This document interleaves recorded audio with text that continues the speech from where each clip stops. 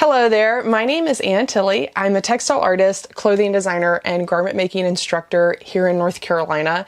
And it dawned on me that it has been a decade since I made a commitment to myself to stop shopping and start making everything I possibly needed. Now, at the time, I went to fashion school and I was working in the fashion industry, but it didn't mean that I was making my own everyday clothing. And so this challenge was a way for me to improve my pattern skills and my home sewing skills. Likewise, I was learning at the time how destructive the fashion industry is in general. So this felt like a way that I could kind of align my morals with also my needs. Even though it's been a decade, my closet is far from being 100% handmade, and that's totally okay. But I would like to show you what's in my closet, what's been working for me, maybe where there's room for improvement. Also, I live in a tiny house on wheels, and so I thought it might be interesting for you to see how I've designed a closet in such a compact space. We're in 400 square feet here, and I feel like I have pretty much space for all my stuff. So without further ado, let's take a look. Let me get started by showing you these two drawers I have that are part of our stairs going up to our sleeping loft. This top drawer has all of my tops as well as my leggings and tank tops, bigger shirts, long sleeve shirts, etc. A good place to start with pattern making is shirts. They're fairly simple, they're easy to riff on, and once you have a really good shirt pattern, there's so many different places that you can take it. The very first shirt that I made for myself that I was very proud of was this shirt here. So this was me, starting to get comfortable with my serger. I still didn't feel confident with my pattern skills, so I used Grainline Studios' free shirt pattern. I believe it's called the Hemlock Tee for this. And it was the first time I made something that I thought felt cool and unique and comfortable and like totally wearable. And I've clearly worn it for a decade. It has now become a pajama shirt because the holes in it are growing. But this was a great place for me to start. Then eventually I moved on to kind of drafting my own basic kind of shell top. And so this is kind of my go-to basic tee. I like to make these out of a stretch knit because I like the tight look. Usually what I do is I'll make two of these white tees, and then as one starts to get dingy or both, I will then throw them in a dye bath and have them become a green shirt. And then when I got tired of the green shirt, I made it a black shirt. And so I've definitely extended the life of my garments through dyeing. Ways that you can kind of riff on that basic t-shirt. One of my favorite winter tops here is this is pretty much exactly the same shirt. I've bought this kind of nicer French terry fabric that has a little bit of a thickness, which makes it feel better for winter. And then I made these little cuffs. All it is a folded piece of ribbing, but it has those cool stripes on it that bring it some interest. I've taken that basic top and then found a way to add a raglan sleeve to it. And so this top is a little bit wider. It has a curved hem. The sleeves are a little bit longer, and then it's got that raglan sleeve, but still pretty much, the same type of neckline, the same rough shape. This same pattern I also did in this thicker, another kind of French terry here. And then I played with doing kind of a rolled hem instead of a cuff. I actually added the cuff to the bottom there. I initially made this shirt based on one of my favorite oversized shirts that I had gotten at the thrift store. I did make this and then kind of felt like it didn't really feel right for day wear, and so this did kind of quickly become a loungewear shirt unintentionally. But then, we spend so much time at home lounging that it is nice to have these kind of things, and I have loved this shirt so much that I have made this shirt 2 more times since then, and it's just become a staple in my closet. I also have shirts that I've modified. Like, I'm a big fan of my baseball sleeve hack. That was one of my very first YouTube videos. I got really ambitious with this one and played with doing a stepped design. and cropped the shirt more. Actually, this was my husband's shirt and then I stole it from him.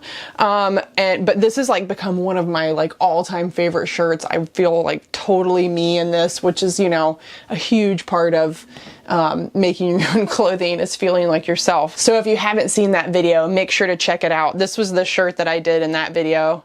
Yeah, if you remember, I've worn this to death as well. This is one of the newest things I've made, which again is that same basic t-shirt pattern, but I've brought up the neck. I added a little mock neckline, which it's the same as all the other necklines. I've just made it a taller band and then made the sleeves long. I made these extra long and then put a thumb hole in it because I just really enjoy super long sleeves. And this was made out of my legging fabric, which I will get to in a minute. Another way that I've riffed on this basic t-shirt pattern is with my tank tops over here.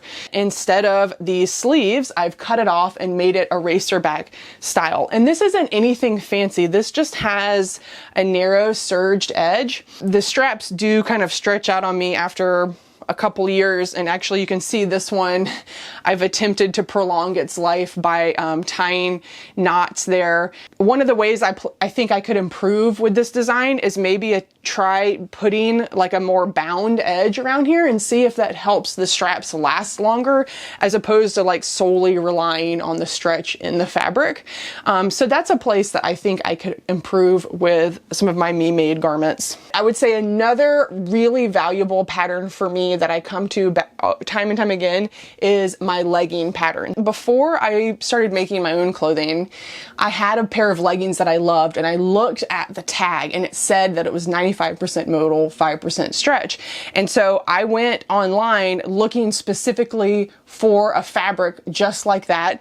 I was able to find some. I ended up buying like 10 yards of it off Etsy. And it's been great because I can just keep, every year I can go back and I already have the fabric in my stash and I can make myself a new pair of leggings every year.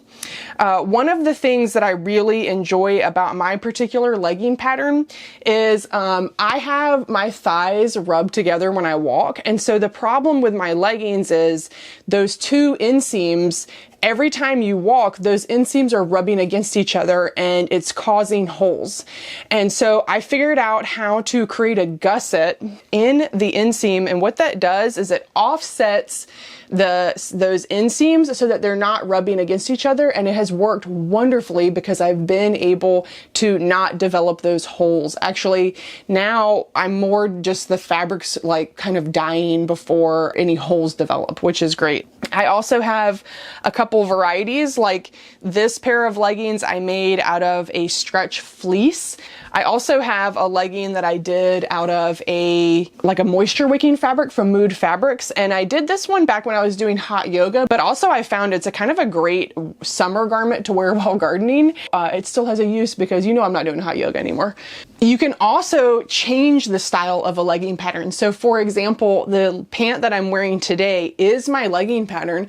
Instead of the leg being tight, I made it go straight down, and I can't believe how much more stylish this pant looks just by going straight down. You can also do things like this pant. This was something I made at my old job. It's the legging, but then it flares at the knee, and that also provides a nice stylish option. Think out of the box for ways that you can modify the pattern and ways that you can utilize different fabrics within the same pattern. Moving on to my bottom drawer, this houses my knit dresses and pants. My first industry job was making jeans, and so that was sort of an easy first step for me. I still needed to find a pattern that would work for me. And so this is an adapted ginger jean, which is such a great staple. And so this was the first kind of working prototype I made. I still had a couple adjustments, like my pockets were way too low. And so when I got a chance, I went back and made a second version where I improved the original design of this. So I have two of those modified ginger jeans. This one is a fun one because I bought this gray fabric at the Creative Reuse Center and I didn't quite have enough to make the whole pant.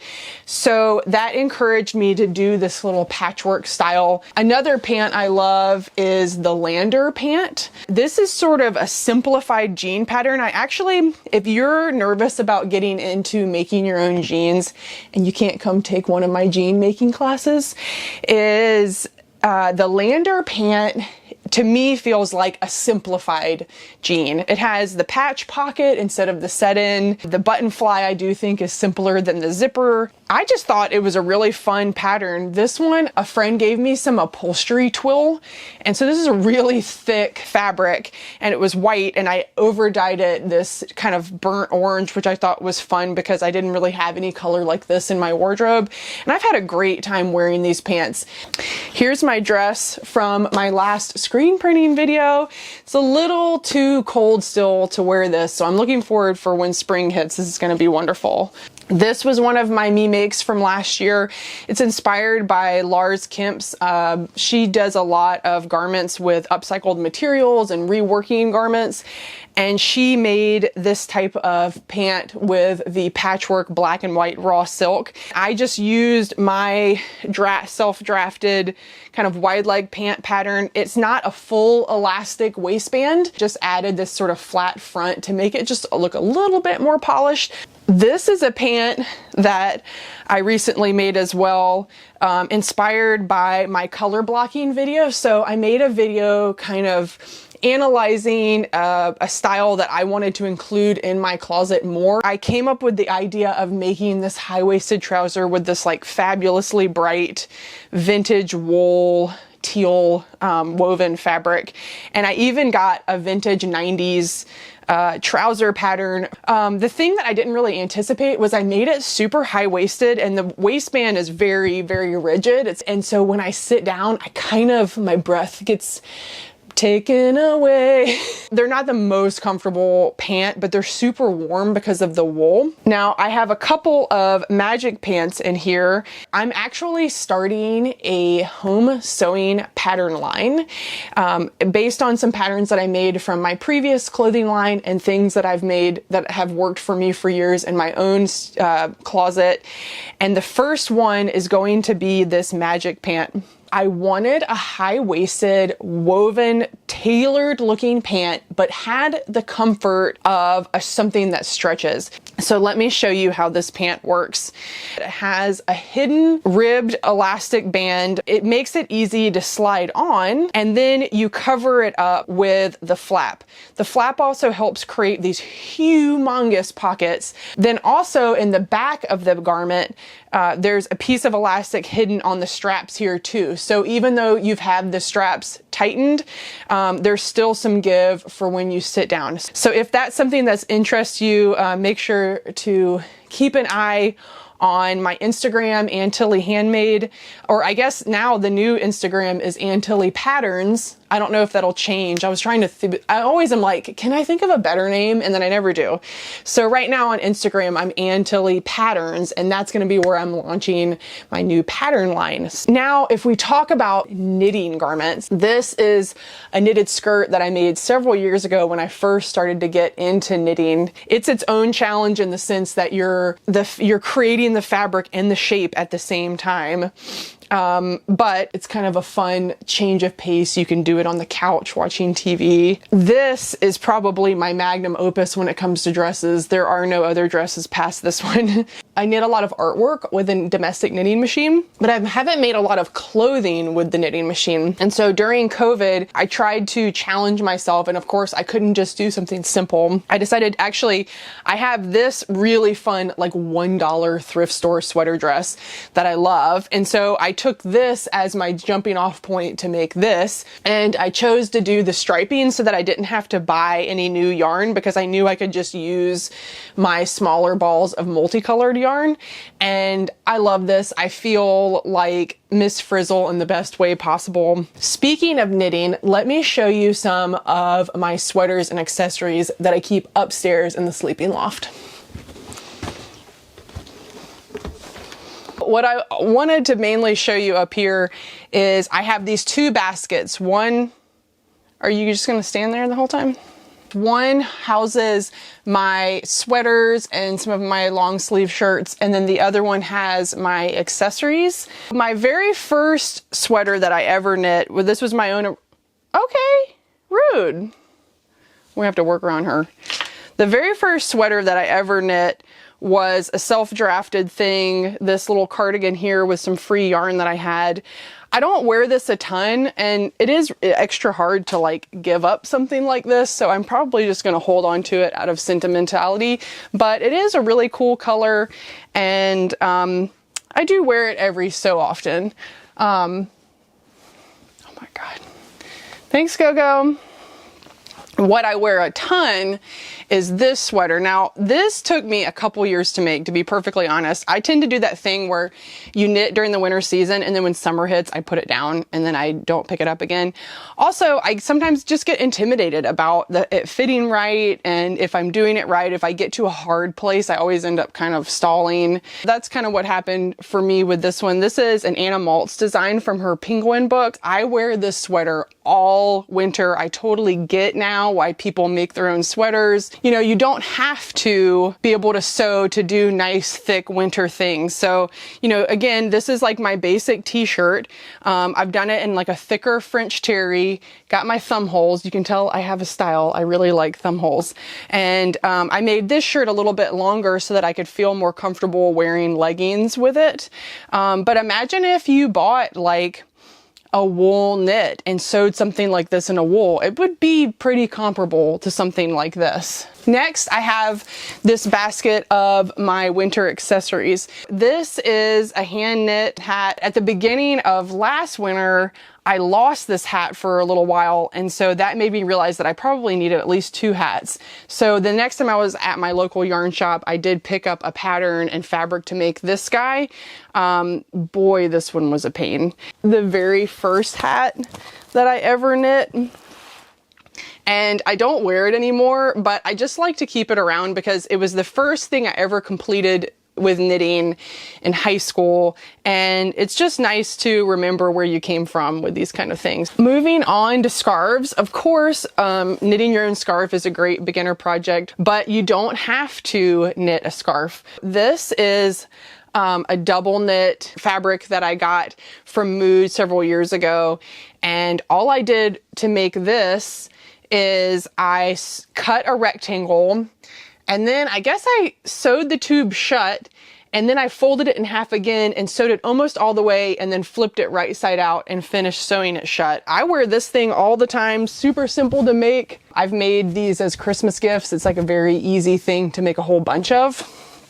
I also have, this was my accidental scarf. I serged the edges and then threw it in the washing machine, and it shrank so dramatically that then I didn't know what to do with it, but then I felt like it kind of was like the perfect scarf size. So literally it's just selvage to selvage with a serged edge on the side. I have 2 types of gloves that I've hand knitted myself. I love these. These were really fun. I love doing color work. You can also sew something like that very similarly.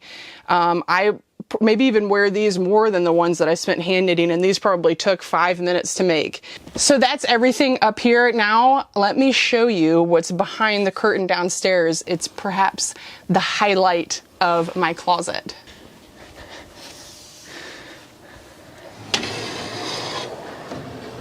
Ta-da!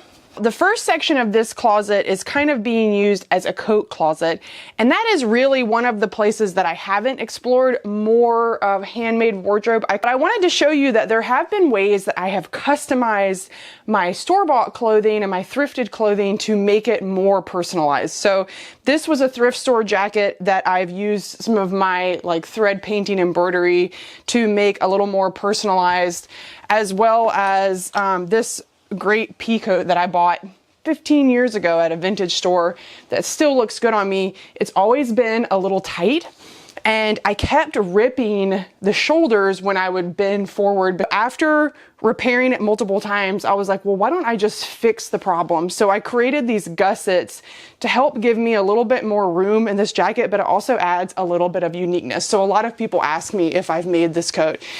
Here has been a real success story. So my husband, this is like his kind of favorite vintage shirt that he's had for a long time.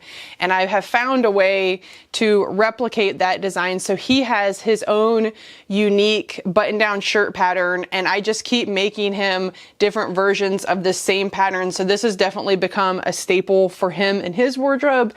And because we're in a tiny house, I have to share my wardrobe with him, but at least it's stuff I've gotten to make. I then also took that pattern of his and found a way to try to see if I could make something that would be more in the style that I would wear. This shirt sort of works. One of the lessons that I learned with this shirt is it's such a lightweight cotton voile. To keep the collar to be structural, I would interface both sides, like the upper and lower collar, which it does make it look nice and stiff, but it also creates so much weight that as I wear it, it pulls back on me as I wear it. So my solution has been that I put a counterweight at the bottom front hem. It's not like we're making 50 of these to really be able to troubleshoot the design and the concept. We kind of a lot of times only get one shot to try something. So I feel like with each sewing project, I learn a little bit about what works and what doesn't work, and I just keep moving forward. This was a prototype for my clothing line that never got released. It's a great summer shirt with made out of bubble gauze and has this really nice gathering. Maybe this will become a pattern one day. This was a fun, simple little woven top, sort of a woven version of a t-shirt. And when I was teaching a quilting class, this was my demo square for the class for log cabins, and I thought that it looked so good stuck on my shirt that I sewed it to my shirt during that class. Man, I love this shirt. This is one of my favorite shirts. So I had, look at this fabric. Is that cool or what? I had a vintage wrap skirt that was this fabric, and I kept it for years. It never fit me. It was way too small, but I just thought the fabric was so amazing. I couldn't get rid of it. So eventually one day I decided to just reuse the fabric and make something new with it. I made it to wear to an art gala where I was having work shown, and I felt like I kind of matched my artwork. Of course, I made it the day of the gala because sometimes that's the only time I make things for myself. Here are a couple shirts that were from my last clothing line. I worked with a partner who had a digital fabric printer. How cool is that? And so we printed on things like silk and silk velvet. And so these are some memories from that project. Another garment from that line is this kind of silk velvet button-down shirt. What's interesting about this shirt was this was actually the prototype where I was testing the pattern. It was a nice enough test that then I was able to put it in a black dye bath and actually get to wear the prototype. Sometimes I'll try to find like an equally nice fabric to test with that then I could potentially wear. That's one of my hacks because I just hate feeling like I'm making nothing. Here is my silk charmeuse birthday shirt that I made during my week in textiles video. I wore this all summer, and by the end of the summer I was wearing this with the checkerboard pant and literally felt like I was being the best version of myself. Mwah! So this pant was one of my very first self-drafted pant. It's made from a rayon. I think it's like that brand Cotton and Steel. I was very proud of this design because it was one of my first like self-drafted pants. Here is my one of the few dresses that I've made myself. I'm just not a huge dress person or skirt person. I really just feel mostly like myself in pants. But this was fun. This was for a wedding. I wanted to play with doing a bias cut dress out of that same silk charmeuse. I have like a little YouTube shorts video kind of documenting how I did the dyeing for this. And I didn't really know what I was doing. So basically I just made a top and then I made a skirt and then I attached them. And the top, I actually really liked the top on its own. And I was thinking, I was like, if I had a really great, like tailored black trouser, that would look so gorgeous with this halter top. And I have since bought some wool suiting. And then when Cashmerette came out with that Miriam trouser recently, they have a special modification for you to add elastic to the waistband to give you ease. So I'm really looking forward to making that pant and learning what their little trick is for that stretch. Okay, so that's everything in my hang up. Now let me show you my underwear. On the bottom here, I keep all of my underwear, and this has really been a success story for me because 100% of my underwear is me made now.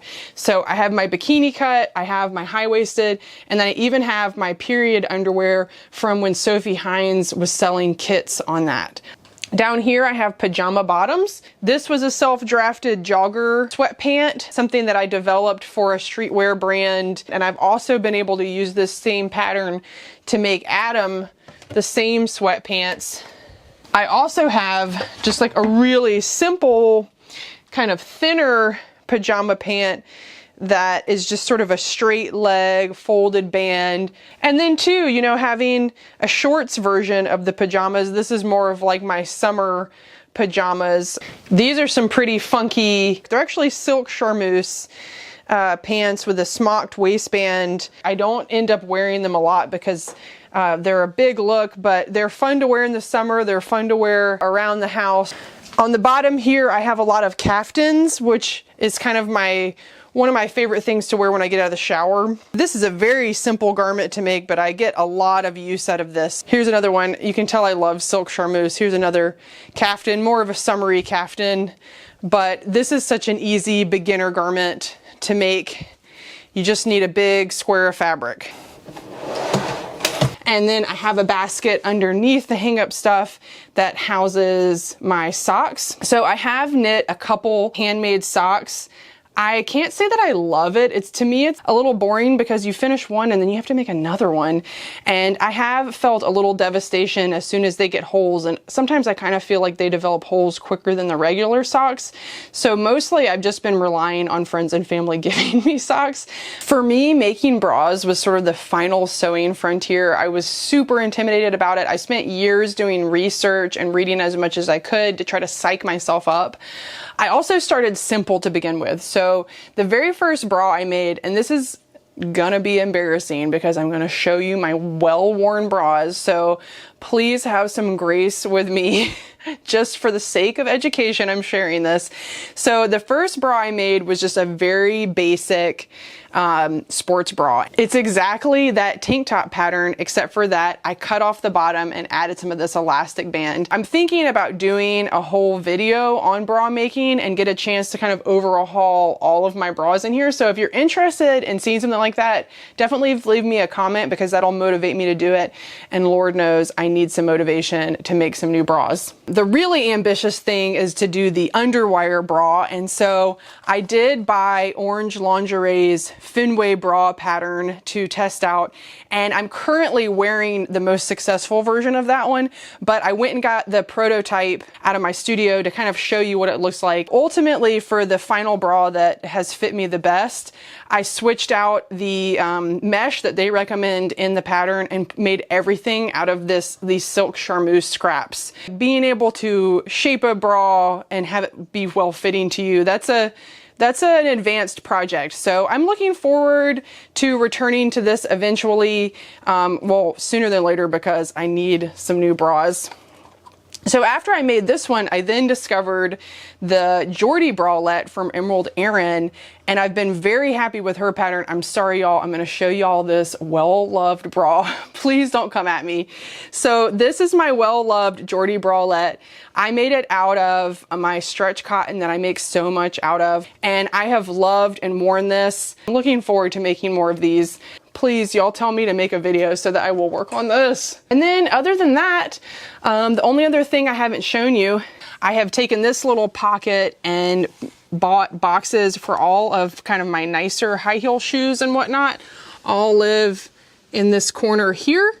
And then my everyday shoes live on this rack So that's it for my me-made closet tour. There's certainly things that have failed, things that I've given away, things that I've sold, but these are the things that have really worked for me. I hope you got some inspiration and some excitement for a future project. Let me know down below what kind of sewing projects you have coming up. Thank you again for the love and for making it through this whole video. My name is Ann Tilley, and happy sewing. Mwah.